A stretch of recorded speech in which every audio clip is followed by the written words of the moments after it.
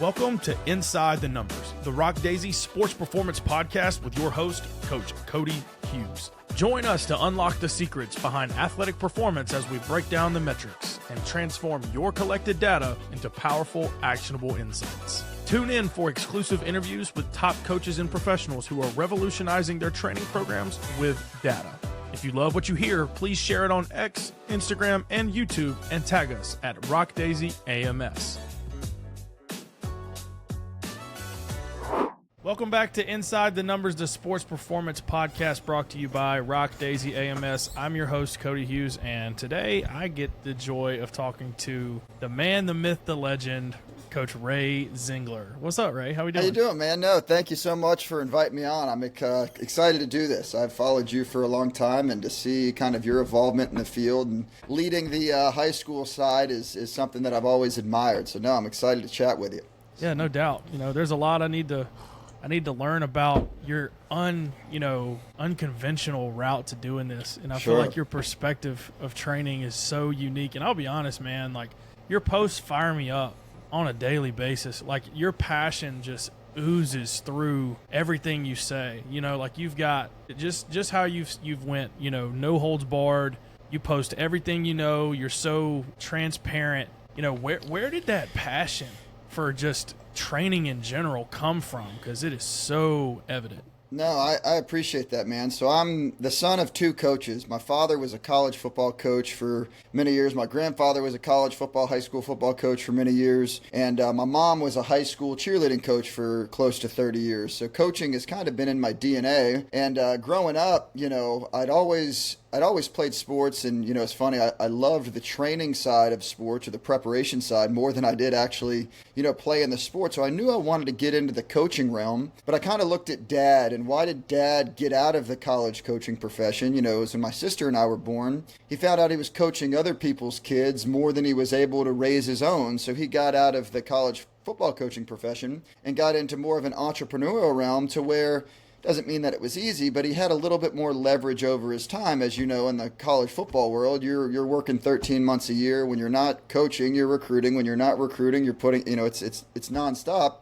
So he got out of it for that reason.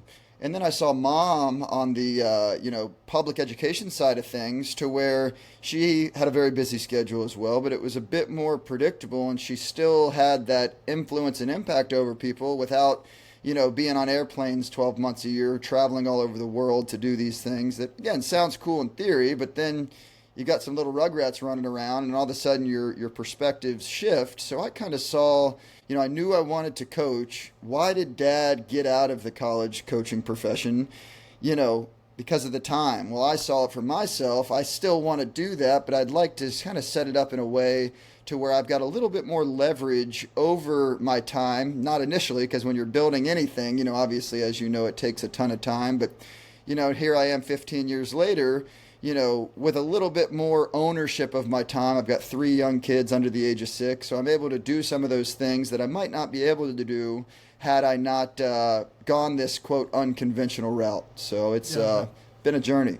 Yeah, so talk to me a little bit through those hard times of building what is now Zingler Strength, because I think a lot of strength and conditioning coaches are becoming, or they're seeing this entrepreneurial side, whether it be side hustles, people selling ebooks. I mean, there's never been more of a lower barrier to entry on the business side, I think. But that also opens the route for a lot of idiots to sell anything. Absolutely. That's my biggest, you know, battle, and one of my shticks on social media is, again, it's like, because there is no barrier of entry, you know, you and I are thrown into the same bucket as the guy that's going to leave his house in 10 minutes, go to Dick's Sporting Goods, buy 3 agility ladders and some mini hurdles, and now you and him are the same in the perception of the consumer's eyes. So it's very difficult when people don't know what to look for. But it's, again, one of those control what you can control things. But anyway, how I got started, you know, I was heavily influenced by the Joe DeFrancos and Zach Evaneshes of the world. And my dad, you know, when I was in high school, we had this unfinished room in my childhood home, 400 square feet.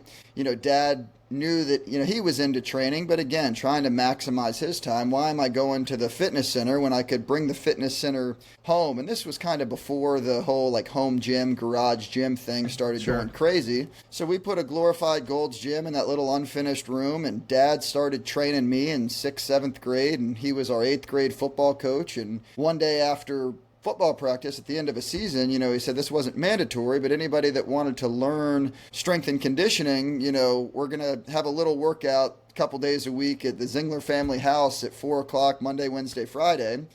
Well, that first Monday, Mom gets a knock at the front door, and there's 32 8th graders standing right there, ready to go. And my dad, we were blown away, and what in the world is this? And it went from being 3 days a week for an hour a day. He had sessions every day of the week, multiple hours per day. He owns a commercial flooring business. He just happened to be passionate about training, and saw, as you know, in the football world, as a physically demanding game, he saw a lack of physical preparation in the younger demographics. Not that we're chasing squat maxes, but we don't know how there was injuries because of a lack of physical preparedness. So anyway, we did that for, all throughout middle school, high school, and then I'm going to college, and Dad's flooring business had really taken off, and he didn't really have the time to serve 2 masters. So he said, Ray, I've trained you since you were in 7th grade. You see what I do. We run hills, we squat, hinge, push, pull, all the basic stuff. Would you like to, take on a couple of clients? And I said, hey, I'm in college. I'll take the side money, whatever. I went to a school that was in my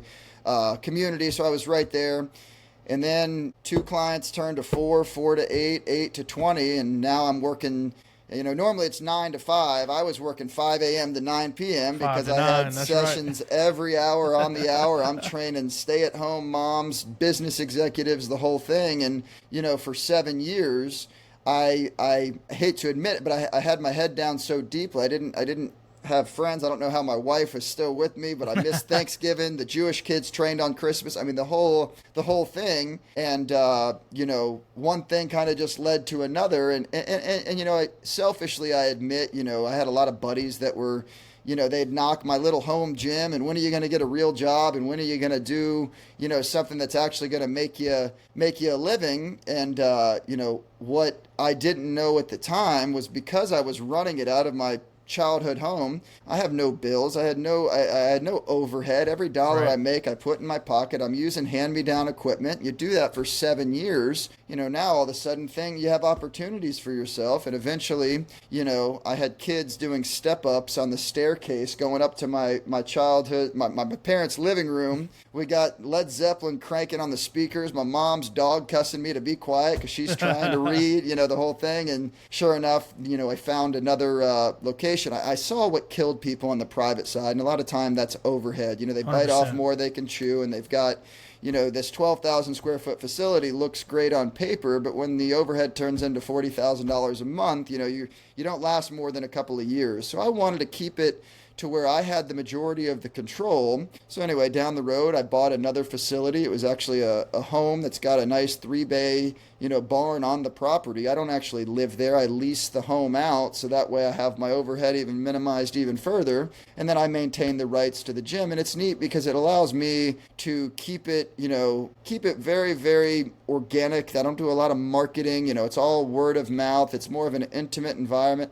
I know every kid. I know every kid's parents. I know their sports. I know what they like, what they dislike, versus, going the mass appeal route. And then now I'm just sitting in an office making sure the numbers line up. You know what I mean? So it's definitely not a walk in the park. And again, I could probably take a feather out of your hat as far as the organization goes and getting everything lined up, but it's enough to where we can handle it. And I'm very passionate because I know that kid. I know when Cooper started and where Cooper's going, and I know Sarah and I know Jessica, and I can go to that game tonight at 6 p.m. because I'm not, quote, enslaved to my facility. It's, I think that would be to answer the question previously, what fires me up so much is, I love the middle school, high school route because I feel like that's where you can make the biggest difference in kids, not only from a training perspective, because you and I look like heroes when it's really, their human growth and development that's getting them the majority of the training results, but still, 100%. It's not a complex thing to do. But then to see them, I think, between the ears start to grow a little bit and they gain confidence because I don't really care how much Susie can squat, but if Susie can put a bar on her back and stand back up with it, and that makes her feel better as a person, and now that transfers to the softball field, I don't really care about the training effect. And, as you know, the training is really a means to an end. It's not the be-all, end-all. So it's, kind of neat to see what you can give them in there that transfers not only to the field, but the classroom, the relationships. I'm big on the mentorship side thing, man. If I went all in on training and only cared about, I'd have burnt out 10 years ago probably, but it's, again, trying to see the vehicle that is training and what that can do for the kids. Now, as I've been doing this, I've married former clients. I've seen kids go on into the real world, and they're texting me about their workout. If I can help lay a foundation, and when they're 35 years old, they go to the fitness center on their own 3 days a week to do lateral raises and leg press, that's probably a lot better than them going home and doing nothing, So I look at the micro and the macro.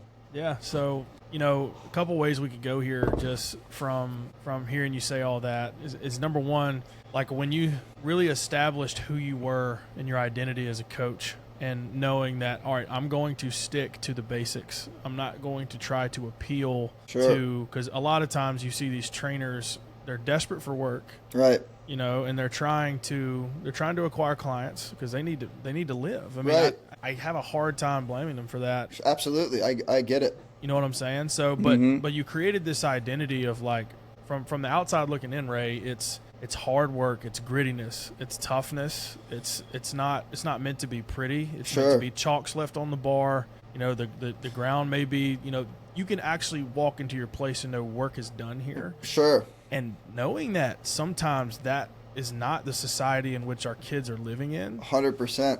Do you have just as many like shoot me straight, like you have some kids that can't handle that? Yeah, and it's funny, the ones that I think that couldn't handle it are the ones that if they stick to it long enough, it's like that's what their soul was, craving almost. And again, it's so funny. I live in a very nice area. It's a very affluent area, $1 million homes everywhere. The kids have, nicer vehicles than I do, the whole thing. And it's I keep it that way intentionally, and I know that there's going to be a draw to the freshly manicured parking lot and to have the air conditioning and the heat and all that. It's like, I look at where our society is going today, and again, if you're anything like me, you probably grew up with chores and having to pull crank lawnmowers and do all these different, laborious kind of activities, and now, I gave a kid, and this is where I really kind of put my foot in the ground a few years ago. I hired him to do some, just basic cleanup around the house, and he asked me, it was a gas blower, and he said, where's the button to turn it on? And, they didn't know anything about a choke and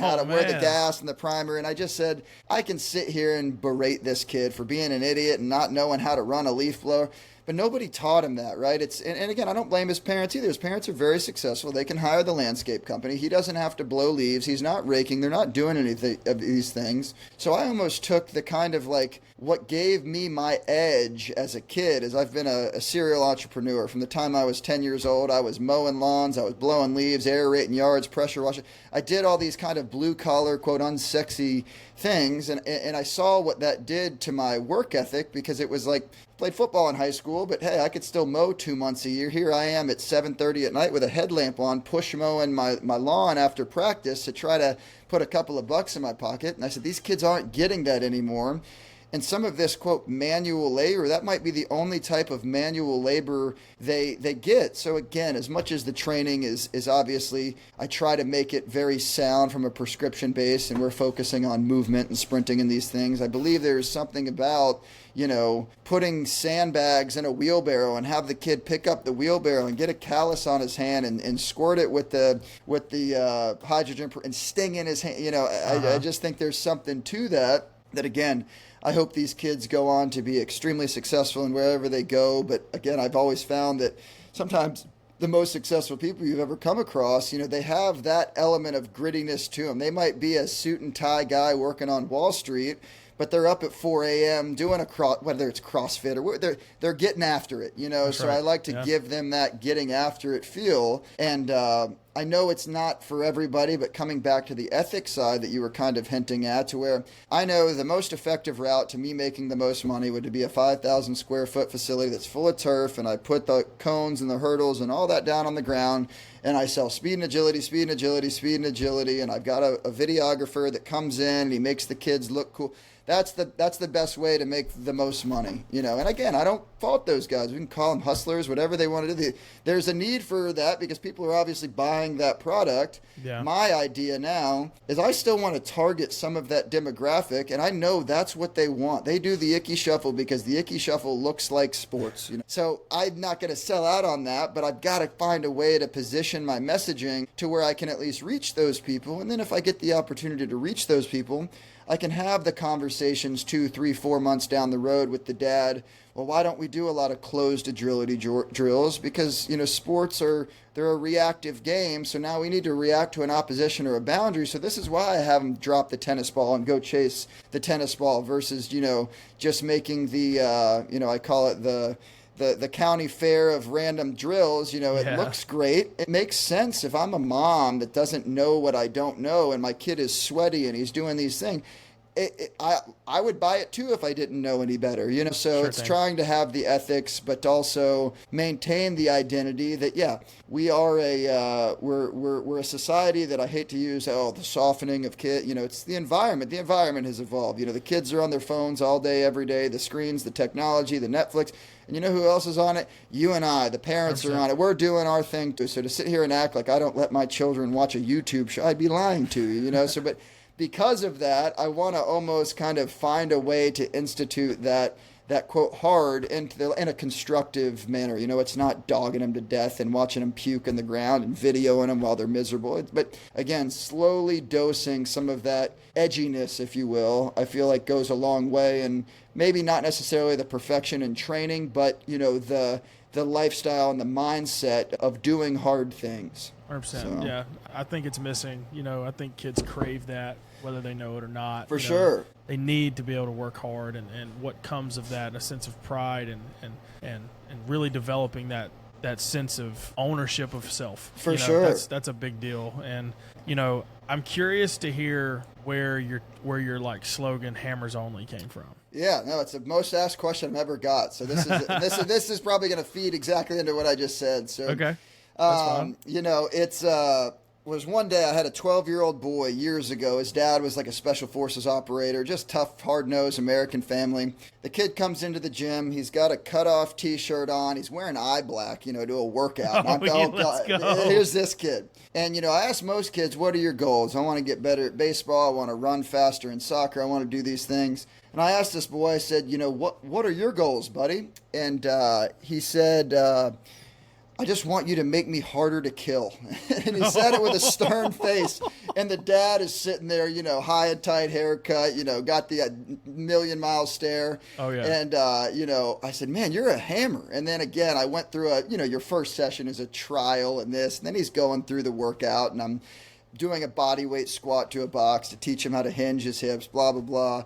And then after the workout, you know, we have like 100-pound sandbags all over the place. And this is a 12-year-old kid. And, you know, the kid says, hey, can I try to pick this up? And he's not going to pick the damn thing up. And the dad and I are talking. And for 10 minutes over there, this kid is fighting to the death to get this thing up. And he finally gets it to his knees. And he does this like, you know, and I'm like, whoa, you know, that was kind of it. And, you know, I just kind of took that to where, you know, you have the hammer and the nail and you have these different things. So it's cool because, you know, you hear it's such a rugged term, hammers only, but, you know, I give the label, and I've got, you know, super petite 14-year-old girls that are scared. They build into that hammer ideology, and it's not about chains on the bar and squatting 500. You know, it has everything to do with the mindset. Do you show up on time? Are you consistent? Do you treat people well? Do you put your dumbbells away? It's kind of just the code, if you will. Yeah. And, you know, you have guys that look tougher than me, I give the tag to, and then you've got the girls that you'd think, you know, they're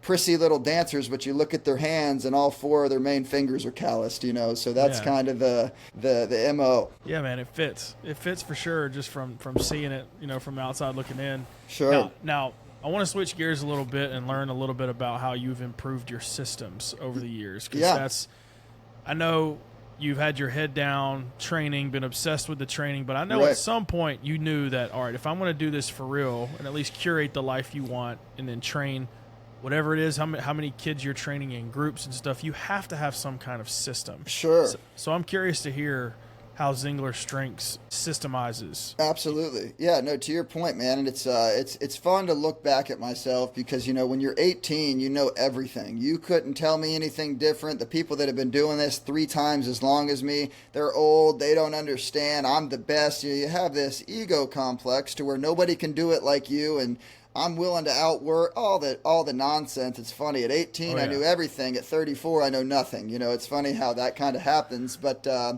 when I first started, it was admittedly chaos. My accounting was a yellow legal pad that I would just write random scribbles on. I was collecting, checks and cash, and somebody would pay half, and I'd put that in my pocket and lose it was a mess because admittedly I was so sold out to the training, the X's and O's, and I was obsessed with that, and I'm proud of that. Which is still important.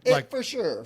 Really important. It allowed me, my ignorance toward business and systems in the beginning, I think, is why I'm sitting in the chair today, because again, I was so sold out and sold into the service and the training that if somebody stuck me for $100, I don't care. I'll see you at 2:00. We're squatting, I was so into it. So I think I kind of proved to the marketplace my desire to actually help. And yeah, I was so floored that I could make money sharing my passion with somebody else that I was ignorant to. I had an accountant one time. He said, Ray, if you collected on everything you were owed, you probably would have made another $25,000, $30,000 as a 23-year-old. And I don't care. His mom, they were going through a hard time, all the stuff that you try to reason with and whatnot. But then eventually it got to the point where I was starting to burn out because, again, I'm a tough guy working on the floor 12 hours a day, but now I've got to put 8 hours into the business because I have so many clients that I've got to coordinate and organize and make schedules and do all these different things. So I was hitting a breaking point. And then, it was finally when I made my first hire, which was a neat hire. He was a childhood friend of mine who kind of grew up in that same basement training with my dad and I. He was a trainer, very in tune with how I operated as far as the training goes. But it still didn't do anything for the systems because now it was just 2 of the same guy. We could take on more clients because we could serve more bodies, but it didn't do anything to the organization. And now I'm still upside down, inside out, trying to figure this thing out. And then, tell you what my saving grace was my wife. My wife, she's got an accounting background. And again, she's, totally different from me. Thank God, not a meathead that wants to live on the gym floor, but she's very structured and organized. And, she helped obviously get everything coordinated from, the business admin side. And then when I saw that kind of influenced me to get more of the training organization kind of under wraps. Whereas before it was kind of like, everything was seasonal. In the spring, I'd work with the football guys. In the fall, I would work with more of the spring sport guys. So I kind of had, very different than you from a standpoint is it was never linear. And I'm not implying it's perfect on your end, but it was like I'd have a kid for 2 weeks and then for a month he'd be gone. And then, that's right, God forbid, he did squats at school. And now I can be the idiot that doesn't account for the volume that he did at school and just put my training on him because you're, no, you got to work, together. So it was more from the seat of the pants because I was kind of, I was talking with the kids on a daily basis. Well, what did you do at school? And then now you factor in the emotional side. There's stress from their test and they have this. And then, so again, to sit here and run some perfectly manicured program, it wasn't realistic, from a standpoint of everything else they have going on. So now what we've kind of learned to do on the admin side is I use what I call a skeleton model, where it's a very basic, we start with a sprint, then we move into a jump, and then it's a main movement accessory. But the skeleton, where that comes from is like, let's just say for shits and grins, it's a squat. Well, that might mean body weight squat to a box for an 11-year-old beginner. And that might mean, dynamic effort box squats with chains to an athlete with a training age of 8. You know what I mean? So it's all just different based on what that individual presents. And then again, we're still, I believe the best coaches are the best auto regulators. They're the ones that can kind of adapt on the fly and have the most perfect plan written on paper. But again, if a girl comes in and her boyfriend broke up with him 2 days ago, I don't know that we need to be working towards 90% when she doesn't even want to be there to begin with, So 100%. It's kind kind of learning on the private side. And I know you have to do it in your realm too, is you have to take what the day presents. I have a plan, and then I use the warm-up to kind of gauge, okay, are the kids chatty? Are they moving? Are they loud? Now we can push a little bit, where if we come in and the temperatures are dropping and it's gray outside and they're somber, maybe instead of following the script, I put in, our kids like to do those, the triphasic bands where they do the banded jumps, in the room.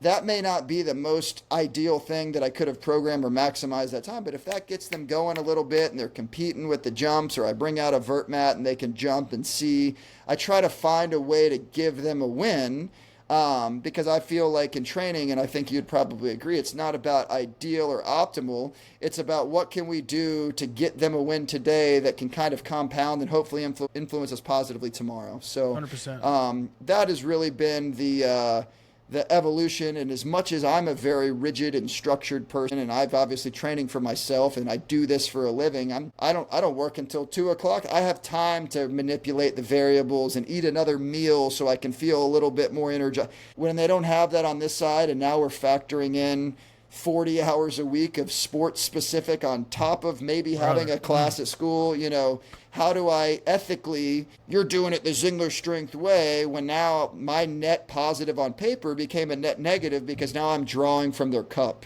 so Sure. It's trying to balance not only what I want to do, but everything else they have going around them, because I want to complement your bucket, not compete with you. So very often, kids, I squatted at school, well, did you get any extra hamstring work? So there's times where we're just doing accessory type work because they got the big blocks full at school. I've implemented a lot more sprinting into my programming, which again, I know that you're very big on as well, because if they're getting the standard 1970s Arnold Schwarzenegger 4 sets of 10 stuff at school, and that's not to say everybody, but there's a lot of that still going on. What good is me going 3x3 on squat when they just did 50 reps, 4 hours ago?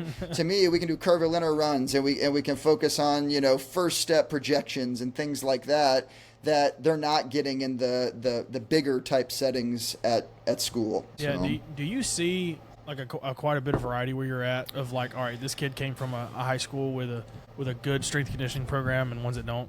For sure, absolutely. And it's funny because even in my area, and it's not a knock to, and one thing that I'll never be is the guy, they suck and this. A lot of times, Sure. of people are doing the very best with what they have, and I feel like in the public school settings, at least in my county and the surrounding counties, it's still very much looked at, and I appreciate these guys. I'm not knocking them, but it's the offensive line coach that likes to work out at Gold's Gym. Make him the weights guy, you know what I mean? And it's still very much, power clean 4 sets of 10, and then the private schools around here that, again, similarly, they've got 2 or 3 strength guys on staff and they're working, with the full teams. But then the other side of that, what I've noticed is sometimes in the private school setting, it's almost like these kids, they have coaches for everything. They've got a sports specific coach, a mindset coach, a sports psychologist, the speed coach, a strength coach, I've got kids that come to me for strength only, then they go to their hitting instructor, then they go to their speed guy. I mean, it's so crazy on that side of it. It's almost like I feel for the strength coaches in even the private school setting, because those are the guys that have the correct certifications. They've put their time and they know what's going on. But even them, and I would argue you're probably dealing with knowing that kids are doing stuff outside of their time with you as well, and that might influence the way that you might program something. So, it's really just taking each individual kid for their own and what they have going on, and trying to maximize that, because it is completely different from each kid's perspective. I will say that football is obviously the big sport in the Southeast. Sure. So I don't even, and I work with football guys, but I don't even really market to them anymore. Not because I don't have a desire to work with them, but that seems to be the one sport that does, have some really focused training in some settings. So it's, hey, if they want to come to me to do some extra, sprint work or work on plyometrics and things like that maybe is a missing box, I will definitely take them on. But to take a kid that's got, a year-round training program that's relatively sound, to sit here and convince him that we need to do more trap bar deadlifts and that's going to make him be better at football would be selling snake oil, so it's really why I've really kind of pushed towards the girls' side as well, is I feel like there's a little bit of a disconnect with, they don't have required weight training classes in schools like some of the male sports might. Some of the sports do, but again, instead of trying to overfill one bucket, where is there a demographic that might not be getting it? And now I'll work to kind of, complement what they need versus, you've seen how it is. You get into, these private coaches, public coaches that are trying, you and I have the same goal. We're wearing different hats, but again, the objective is to maximize the opportunities and outputs of children, So if we can't find 100%. A way to work together, there's a lot of kids out there that need training, and to sit there and compete with a football coach and try to tell them you suck and I'm better. I'm just going to, I don't even get into it, so it's finding who needs it. Yeah, we deal with, like, where I'm at here in, like, Madison, Alabama, Huntsville, North Alabama area. Right. I've got a really good private gym in my town, and he's one of the best in the industry. And, like, the fact that I've got somewhere that I can be like, look, I understand that with our class schedule, and we're a smaller private school, so, like, right. I don't get my guys and girls 5 days a week right. for 90 minutes. For like, sure. if I had that much time, if I had 500 minutes a week to train somebody, 450 right. minutes, you that's be a perfect. lot. Yeah, right. I don't have that. You right. know, I've got like 180, right. so, like, or a little less. So it's like, I know that I can only deliver so much, and I'm training in classes typically 9th through 12th grade where right. I got a starting, Division I signee on rack 1, and I've got Johnny Trumpet on right, rack 12. Right, you can't squat if you held him down. Right, yeah, I get it. So, but where I've seen the kids have the most success, and I used to fight this, is the kids that want to go to the local gym. Like, right. they don't want to necessarily go to another private facility. Some of right. our highest athletes do, but right. these other kids just want to go bang weights at the local Gold's right. Gym or 24-hour fitness with their buddies. Right. And I used to get pissed. I'm like, right. no, you're ruining your performance. Yeah, exactly. But then I was like, why? First off, think about the human. They could right. be doing a lot of other stupid right. stuff. They're out in the woods smoking pot because you and I said going to the center to do curls was bad. Yeah, what right. the hell? So exactly. I was like, I pulled my guys aside and I was like, all right, so, like, let me help you develop what to choose. And I'm like, you know what? Amen. You need to go ham on machines. Right. I was like, crush the machines. Right. I was like, as far as, like, your high output stuff, like your big time squatting and stuff, let us take care of that. Exactly. But you know what I'm saying? So it's a safety thing too, that, hey, you can control that environment where you got, Johnny Broccoli head in there squatting the squat. He doesn't know what's going on, but I'm the same way, and I feel the same way. I used to talk down on him. Well, your friends are going in there and they aren't doing what you're doing, and they're not going right. D1. And like, what the hell am I doing? Meanwhile, what I was doing in high school was not what I probably should have been doing most times when I could have been, and I was, big into the training side then. But to your point, is it really going to hurt a kid if he goes in and he does the hammer strength row machine, 5 sets of 10? If anything, he's probably going to grow a little bit of a wider back to where he can support some of the demands of the other more important training, or doing hammer curls. That doesn't have the most positive impact on football performance, but if that makes him feel confident and that increases his get off the bus test a little bit and he feels better about himself, it may be only 1%, but that's 1% of an edge that I'm certainly not willing to fight against. Where I do try to advocate is when we're not doing any sound or structured training, and now you go into the gym and they're doing 3x10 bench press and tricep push downs in a Gymshark shirt. Hey, I appreciate the activity, but now at the end of the day, we're not going to maximize our performance. But if they're maximizing performance with you or me, and they want to go to the gym 3 days a week to do curls and sit in a sauna and talk about how they'll never get the girl they saw out there in their little buddies group, then by all means, go be there versus some of the other places you could be. I agree 100%. You'd be amazed in the private school setting that I'm in. Is like a lot of our kids are very affluent. Mm-hmm. With parents who work all the time, right. make a ton of money, so they've got a nice car and a basically unlimited credit card and right. a lot of free time. For sure. Yeah, now all of a sudden, and they find the guy at the smoke shop that sells to the underage kids, and then now all of the potential in the world is ran down the rabbit hole because me and you said don't go to the gym. What in the hell, So that's where I look at it from, the fundamental perspective, but also the human side of things, like doing some freaking kneeling ab crunches on the cable stack, that's probably not the worst thing he could go do. That's right. You know, 100%. So. Yeah. It's that was a big growing up moment for me, you know, because I've been here now for going on I'm in my 7th school year. So right, like being awesome. in one place for a long time, I can see the life cycle of these kids. That's another thing that's important. I appreciate you saying that because, again, doing this for 15 years, I've seen the 6 through 12 and the evolution of and I've seen multiple cycles of it. And that's where I think you grow and evolve as a person. You know, I've had very few that are being paid to play their sports. And now if I realize they're going to be pros in something other than sport, I love it, and I want to maximize performance, and I care so much about these things. But again, now on the other side of that, it's the habits and that grittiness that we talk about. Where can they take that? I'd love to see a kid as an intern at 23 years old working at an investment bank, but he's going to do freaking tricep bench dips and hamstring curls. I won if we can teach him that that's appropriate behavior versus you have one side that, you know, the Navy SEAL wannabe that runs them into the ground. They make them hate it on that end. And then That's the other right. side of it is, you know, just don't even, you don't want to play in college, don't worry about it. You know, no, you know, I think to teach, you know, I kind of circle this all back to the physical education side of things. We're growing up in a world where physical education isn't necessarily as required for our day-to-day lives, but it doesn't mean that it's any less important. How can I find a way to blend, okay, I know about French contrast training. Timmy doesn't care about Can I help Timmy to move and have a good time moving and hopefully positively influence his sport today,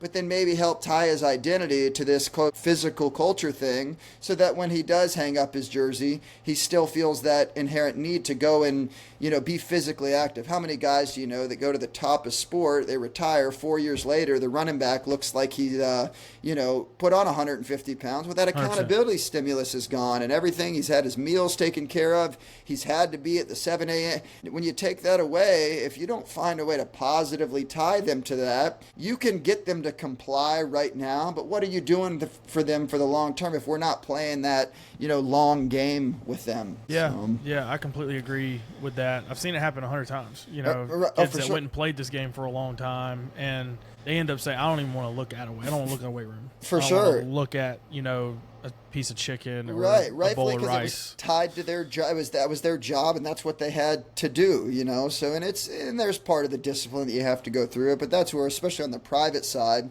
you know, our big thing is people first, athletes second. As much as I love the athletes, you know, I get inquiries. My son is a baseball player. No, your son plays baseball. I think there's a lot of other things that are important to him in his life that maybe because we constantly refer to him as a baseball player, that gets lost in translation, that who he is beyond that. So again, and I think what helps our program to be very successful is I humanize every kid. I know that, you know, that your goal is to increase your pitching velo. I understand. We've got the X's and O's that can help positively influence that. But what else you got going on? What are your drivers? Do you like anything else? You like going to the driving range? You like golf? You know, just these different things. And it's like, wow, like for the first time, a coach hasn't made me feel like I'm just that sport player. So again, you got to keep the main thing, and our field is performance training. So we're going to definitely do that. But I think what I've found helped our program and why the kids want to be there so often is I keep it completely raw and organic. The music's cranked up. There's no parent. They can just come there and be themselves. And am I having to obviously correct some behaviors and erase certain things off the whiteboard and things like that? I'm sure you've probably seen some of that. Kids will be kids, man. Yeah, but it allows them to feel comfortable versus if I had the bleachers out there and every parent is watching and making sure they act on, to think that like there's not kids horsing around and having a good time at the gym. Of course there is, but and I could correct that, right? But now what am I competing with in the private sector? Xbox, Snapchat, Minecraft, all these different things. Yeah. I want to keep it structured and organized and give them obviously results, but also I say let's make Zingler Strength their third place. You know, number one is home, number two is usually school or work, but where's that third place they want to spend the majority of their time? I try to be that third place for them, and it's been neat to see how I can positively influence what it is I actually want to influence by just treating them like people and not the third baseman. You know, 100%.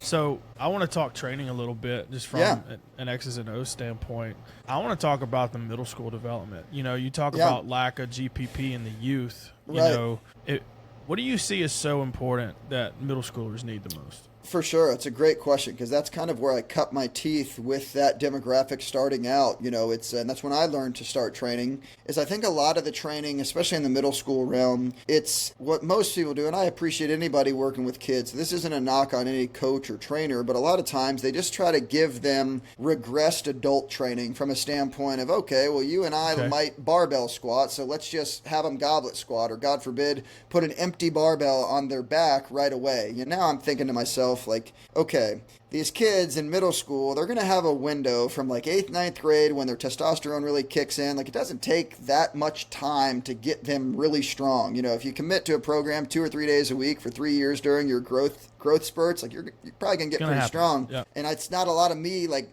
being the 5x5 programming genius that I am. But what I see especially now is the lack of movement diversity. You and I grew up playing on playgrounds and playing street ball out in the street and playing manhunt and tag and these different games that, again, didn't make you or I Michael Jordan, but it probably exposed us in an unstructured environment to, these different types of movement that probably played a role in our progression as athletes growing up. Well, today, the kids are sitting in what we're sitting in right now, 8 hours a day, and then when they get home, or after they go to their structured sport-specific practice where they're repeating the same movement patterns over and over and over, even at earlier ages, then they go home and they sit down for another 6 hours, or they lay down. So the majority of their time is spent sedentary, and the time that they are active, they're doing something specific to a specific sport. I don't care if that's practice, if that's the 5th tournament of the summer, if they're going to a hitting lesson, they're doing the same thing. These kids, they don't know how to skip. I say the word somersault, and they look at me like I've got 9 heads. They don't do any of these kind of, silly type things that we make, monkey bars and things like that. So with the middle schools now, and I've definitely evolved this because I kind of bought into the, quote, regressed adult training when I first started out. Sure. And then I saw, again, and this was, 15 years ago when I started. Now it's to the point where it's like, you and I know what the word dynamic warm-up is, and now for a lot of kids, it's like the coach will have high knees, butt kicks, Frankensteins, which we do those things too, but at the same time, learning to kind of let them play a little bit has been something that I was going to mention to you. Like we got spike ball out there, and we do that, just 3v3 football and all these things, and people think I'm crazy. Like, you're having kids buy training that are playing pickup. They're not doing it in their yard at home. And again, that's very good play and very good, movement and overcoming. We get girls out there that are playing 3v3 football, and they're playing, one of them is a cornerback. They're never going to do that in their sport, but you know what they are doing? They're opening their hips, they're running, they're coming downhill, just doing these different things. So it's, again, exposing them to the movement variations more than the training, because like I said, a goblet squat's going to get people strong, a barbell squat's going to get people strong, and for all intents and purposes, it's not rocket science to teach some of those training things. I like to kind of focus on, skips, hops, plyometrics, short ground contact times. We do a lot of different sprint variations to where I put them in suboptimal positions to force them to react. I'll lay kids down on their side, set, go, and that's the most uncoordinated acceleration drill I've ever seen. Have you ever got knocked down in sport and had to get back up and react fast? So I'm 100%. Trying to kind of imitate those things. Another thing that I like to do is a bunch of like tag and races. I like one sprint drill where, again, I'm facing this way, you're facing me. I'll say set, go. You turn and sprint, so now you're getting a hip rotation open up, and now I'm chasing you down, so it's driving intent. Really what I like to teach, at the middle school age is effort. I don't really care about the exercise selection. I want to teach them how to work hard, and then I want to expose them to a variety of different movement patterns, knowing that whether I look professional on Instagram because I got a 6th grader to squat, ass to grass on Tuesday in his 3rd training session, or being intelligent enough to know there are other boxes I can work on filling now, because when that kid gets to 9th grade and he's got 3 years of a training age, now when we start to squat, wow, his strength's going to probably go up relatively quickly because of the years he's spent developing a robust, movement bank, so to speak. So it's more focused on movement than it is strength. Obviously, we get into, teaching them the fundamental movement patterns of your squat, your hinge, your lunge. But again, I care way less about loading those patterns and really just kind of increasing their diversity of being able to move in a variety of different planes than, vertical up and down squat, chest up, knees up, we can do all that a little bit later, so that's really been the focus with them. 100%. I've thought about this development with my son. My son's 5 and right, mine is too. So I get it. He loves to climb up on things and jump off all the time, like just a natural thing that kids do. And my wife has this inclination of like, no, get down. I said, no, it's fine. Like, dude, let him land and feel the ground. He's learning his environment. It's an awareness. Absolutely. Thing. Like, I don't get on my son for jumping on the bed that much. I don't get on my son. Like, there's some blinds and stuff, but like, exactly. And then I've got, we've just bought this new house, and I've got this 3rd bay garage that I'm about to build out a garage gym for, so the family can have it, and have that at home. Because like, I started thinking about what to invest in my family, just in general. Sure. And having that at home is so important, because I grew up. I never really realized it until recently, where like my home, like I grew up in not a great neighborhood, Sure.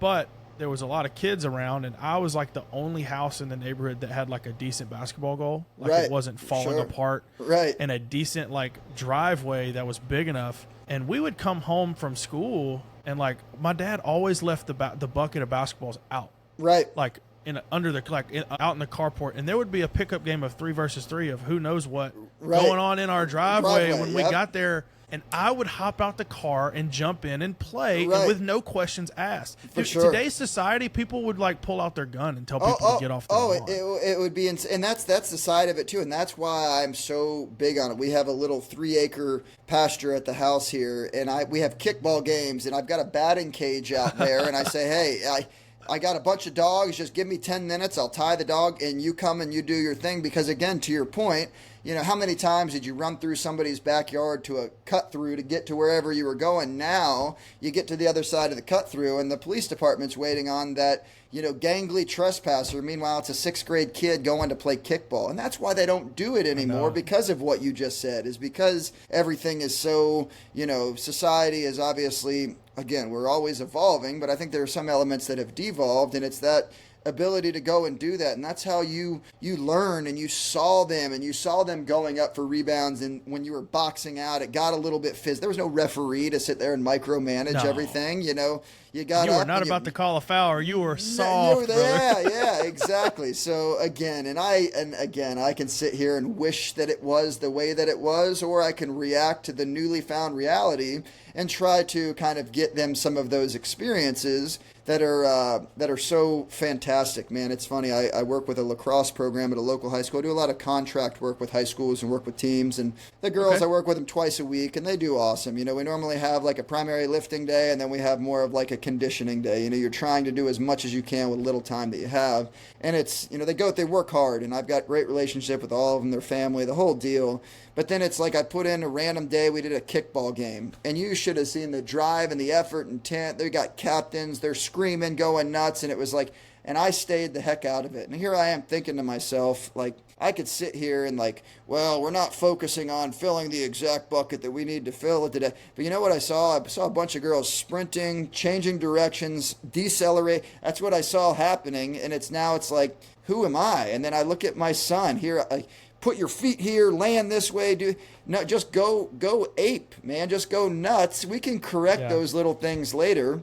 I loved how you said not getting mad jumping on the bed. My wife hates me, but again, we had to bolt. We had to bolt our cupboard to the wall because my kids are climbing up to the top, and I said, "Hey, I'd rather them climb than So again, there's some that you have to obviously protect them from themselves, but I told my wife, listen, I know you like going to the furniture store and getting new furniture. Furniture is replaceable. Childhood is not. And the other side that I caution a lot of parents, because I consult a lot of parents as well with younger kids, when you say don't jump, don't sprint, don't run, you know why we're saying that. We don't want them to mess up the living room.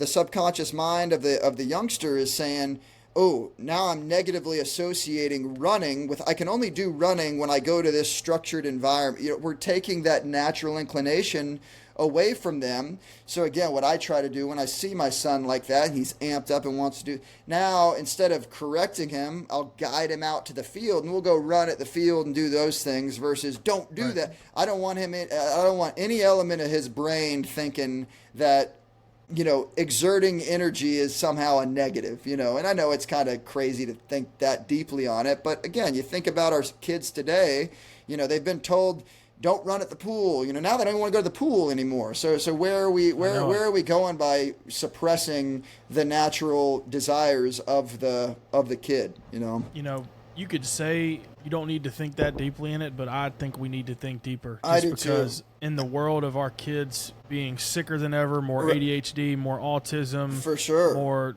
lack of social awareness and social skills, physical awareness and just competency in general. Like, for sure, there's so much happiness that comes from getting out in the sun, touching grass, and moving. Dude, it's so simple, but again, because of how much we've evolved, and now we've got to create the illusion that everything is complex, that surely that couldn't be something that's going to help us. There's got to be that new supplement out there.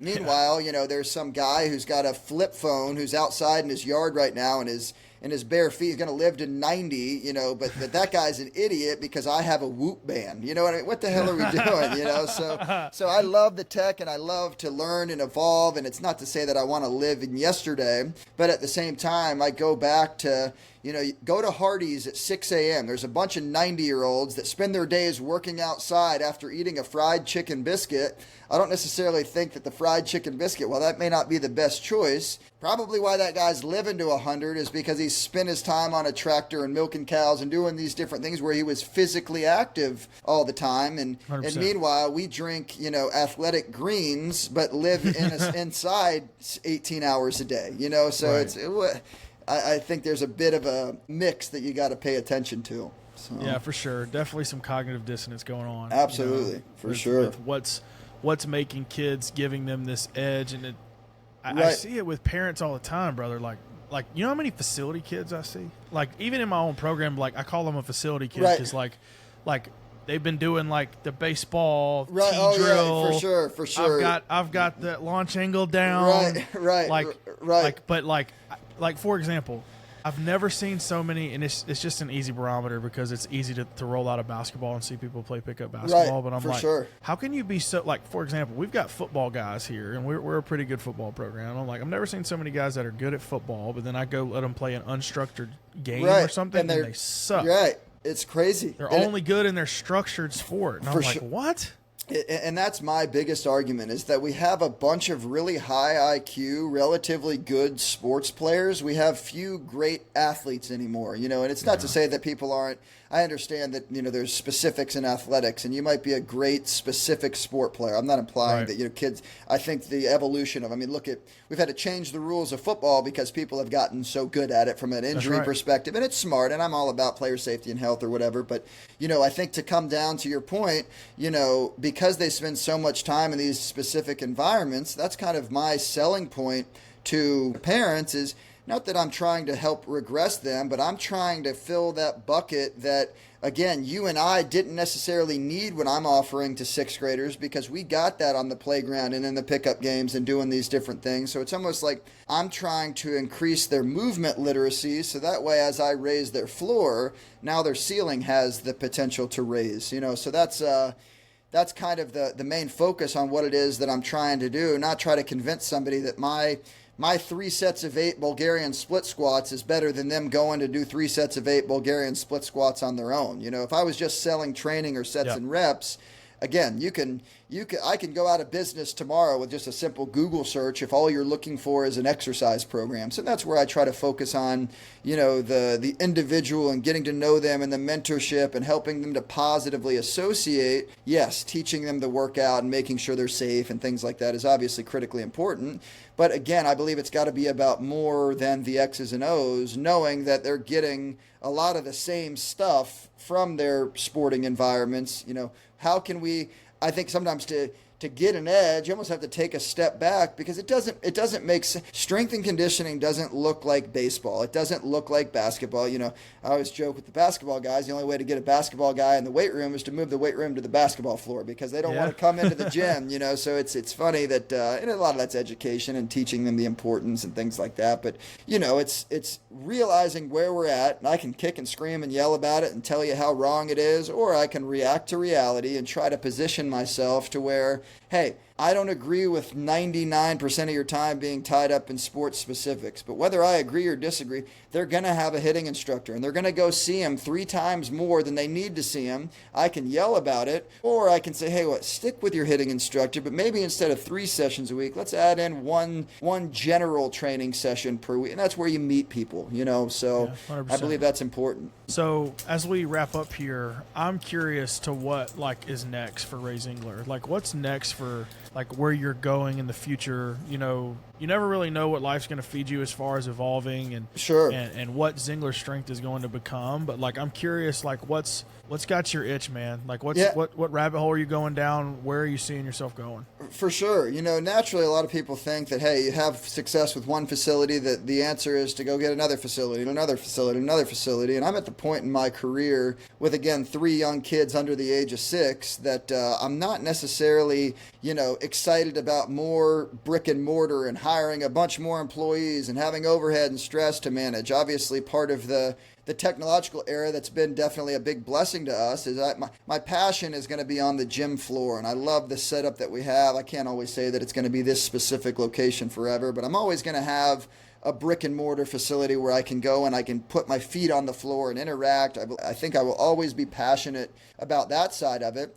But now, again, I'm sitting in my home office, much like you're in an office now. And right before this, I just wrote a blog post, and now I'm going to write an online training program. And so I think leveraging the internet to where I can be in my own home is definitely the route that I'm kind of moving towards. And it doesn't mean moving away from, like I said, the on the floor type stuff. But again, my internet bill's $60 a month. That sounds a lot better than $6,000 a month rent. 100%. Trying to manage more employees and taking on more.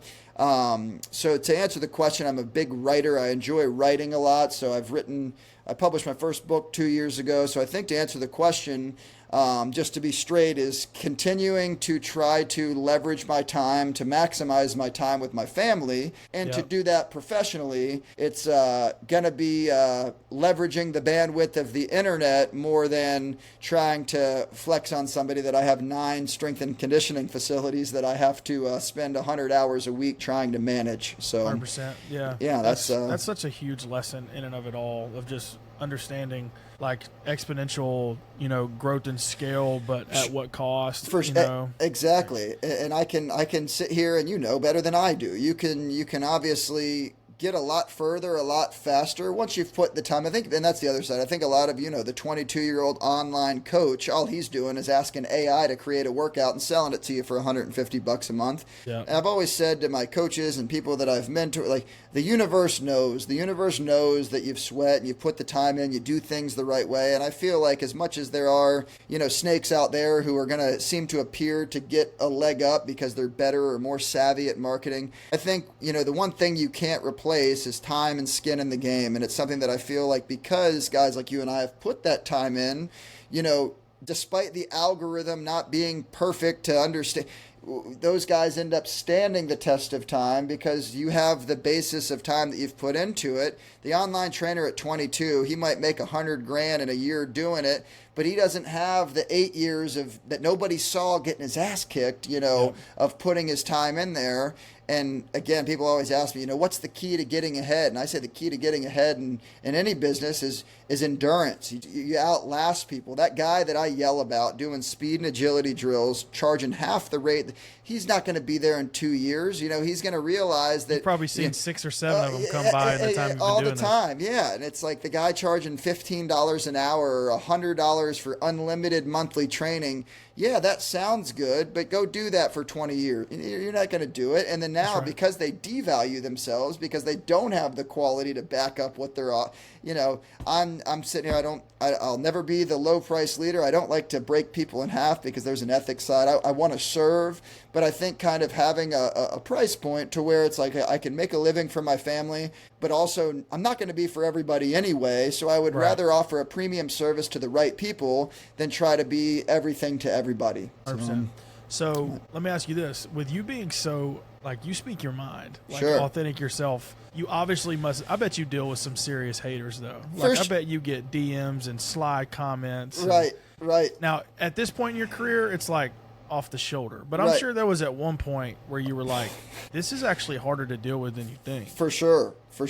And that was something and that's where I'd argue that I grew a lot, because I used to be the guy that would get back into, and I'd try to defend.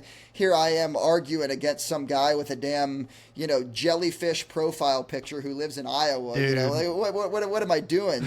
So I've done the same thing. And it's silly, but again, you're so passionate and you care and you want to make your point. But I had a quote that hit me, and I don't remember who said it. But it was, are you more concerned about being right or making a difference? And I can spend all my time trying to be right to jellyfish profile picture in Iowa, or I can make a difference in a specific subset of a demographic that I'm actually trying to attract. So whether I am very outspoken and to the point, or I ride the fence, they're either going to love you or they're going to hate you regardless. You may as well be your authentic self. And I think what I've found with myself is, the one thing that I probably get on social media is as many unfollowers as followers, but the followers that I do, they're buying the product. They're standing the test of time. So what do I do? Do I not voice myself hoping that I might get 1,700 more followers that aren't paying my bills, or do I lean into who I really am as a human and attract those correct people that are helping me provide a living for my family, And I think that's the beauty of being on the private side too. And I understand the public side, and I have a lot of friends in the public side that there's a lot of things they want to say, but because of the logistics of the situation, that can come against them. So it's like being on the private side. I want to be fully me, and that's just something that, love it or hate it, I stand for what I believe in, and I've always felt, hey, if you're going to say something, say it with your chest. And that's one area I'm not going to compromise. I'm not going to belittle anybody. I'm not going to get into, just using egregious foul language just to show you how tough I am. But if I believe something and I think that it can add value to somebody, I'm gonna say it, because there's some people out there that might want to say it but can't because of the shoes they're in, So that's kind of my Ray, I thought. appreciate you coming and hang out with me for an hour. I know we could talk for many more. For sure. There'll be more conversation come from this. But yes, if anybody needs to, for some reason they listen to this podcast and don't know who you are, where can they find you? Yes, I am very active on Instagram. I kind of showcase a lot of what I'm doing from a training perspective, not only with myself, but also highlighting the athletes that we're doing. So Instagram's probably our most used platform, but then also X, and for people over 50 wanting to complain about politics, I'm on Facebook too. So, that's the side. But no, Sweet. man, I appreciate you letting me have a platform. I enjoy the work you're doing. Always keep up with your work consistently, and before too long, I'll get over to North Huntsville and come see you, man. I'd love to do it. So Love it, man. Well, thanks for coming to hang out, man. Awesome. We'll see you next time.